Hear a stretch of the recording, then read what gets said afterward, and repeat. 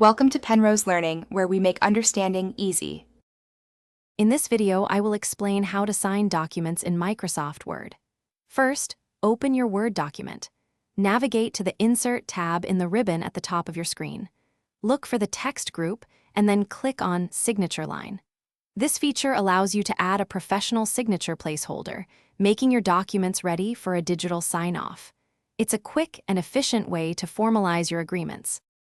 To add a digital signature line, click Signature Line under the Insert tab. A dialog box will appear, prompting you for details. Enter the suggested signer's name, their title, and an email address.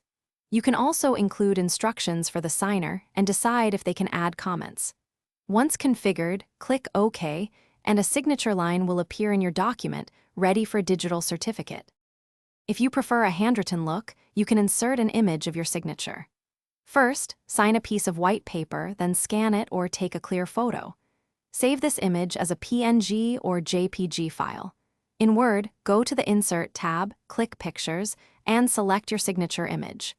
Once inserted, you can resize it to fit perfectly and drag it to the desired position on your document, giving it a personal touch. After adding your signature, it's crucial to finalize the document. Saving it as a PDF is highly recommended, as this locks the signature in place and prevents unauthorized changes. You can also use the mark as final option under the File tab to signal that the document is complete. Digital signatures provide an extra layer of security, ensuring authenticity and integrity. Share the final document with all relevant parties. Thanks for watching. If this was helpful, leave a like and consider subscribing. See you next time.